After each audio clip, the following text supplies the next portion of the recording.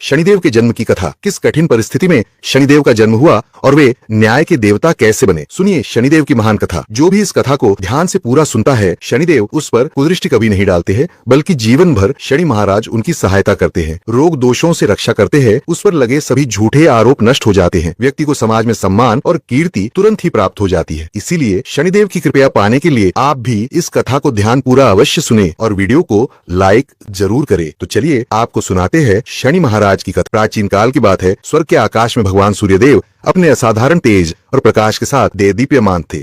उनका तेज इतना प्रखर था कि देवों और मानवों सबके लिए वे जीवन के स्रोत थे।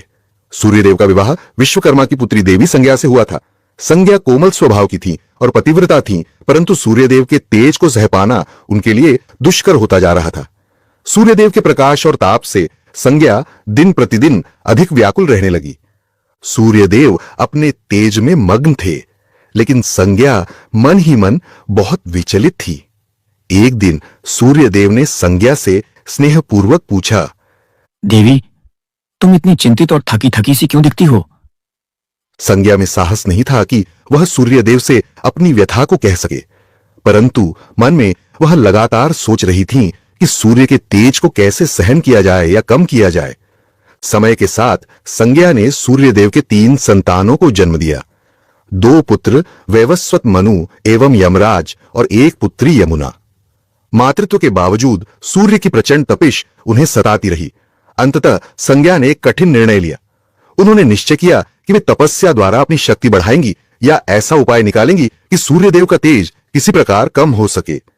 लेकिन बच्चों को छोड़कर तप करने जाना सरल नहीं था। एक दिन देवी संज्ञा ने निश्चय किया कि वे अपनी छाया को अपने स्थान पर छोड़कर कुछ समय के लिए संसार से ओझल होंगी। तभी संज्ञा के शरीर से धीरे धीरे एक परछाई प्रकट होने लगी। यह संज्ञा के ही समान स्वरूप वाली स्त्री थी, जिसका नाम संज्ञा ने प्रेम पूर्वक छाया रखा। छाया वास्तव में संज्ञा की ही संवर्णा प्रतिछाया थी। संज्ञा ने छाया को विनम्रता से कहा, हे छाया, तुम मेरा रूप लेकर सूर्य देव की सेवा करना और बच्चों का ध्यान रखना। जब तक मैं लौट ना आऊं, तुम ही इनकी माता और मेरी प्रतिनिधि बनकर रहना। छाया ने विनम्रता से सिर झुकाकर उत्तर दिया, आप निश्चिंत रहें देवी, मैं आपके धर्म का पालन करूंगी। परंतु यदि कोई समस्या आई तो?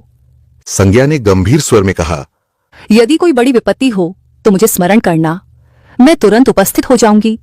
किंतु ध्यान रहे, सूर्यदेव को हमारे अंतर की भनक न लगे। छाया ने वचन दे दिया। इस प्रकार संज्ञा अपनी जीवंत छाया को घर और परिवार की जिम्मेदारी सौंप